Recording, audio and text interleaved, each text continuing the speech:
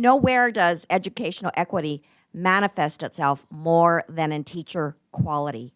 Teachers are one of the most important factors affecting student achievement, yet our current system allows for teachers who are still in training programs to teach our hardest to reach children.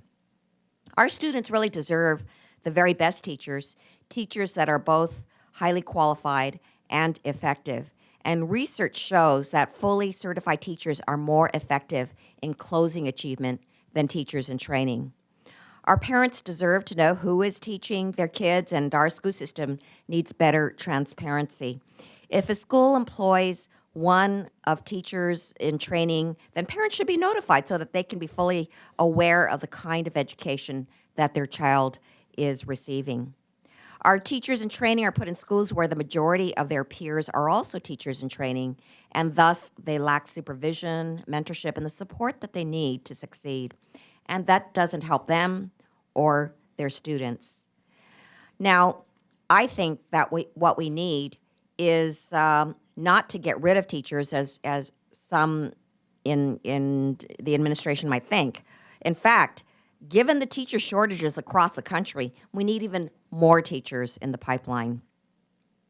But to be serious about closing the achievement gap about educational equality, we cannot use schools with low-income and high minority student populations as the training grounds for non-certified, underprepared intern teachers.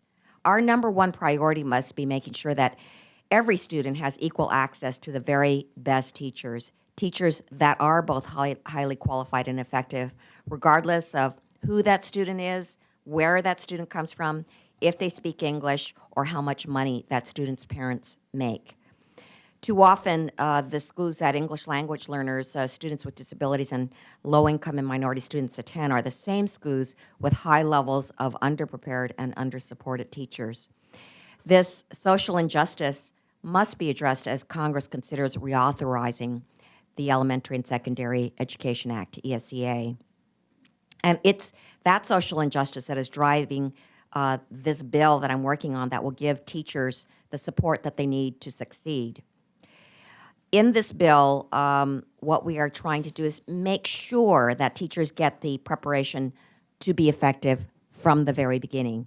And it means that we need to develop residency programs that induct teachers into the first years of teaching.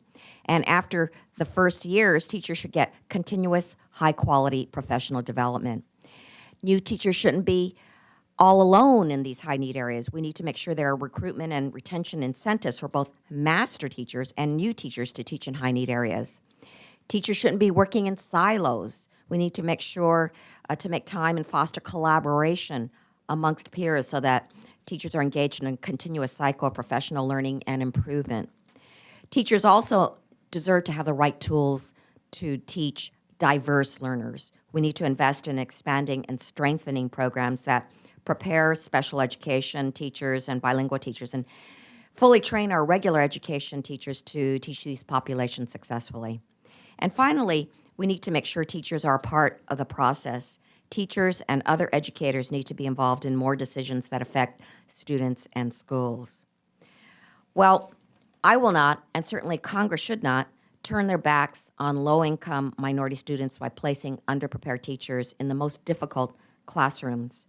And so I will continue to push for stronger support for teachers because it is imperative that students of color have equal access for the highly qualified and highly effective teachers that we can produce.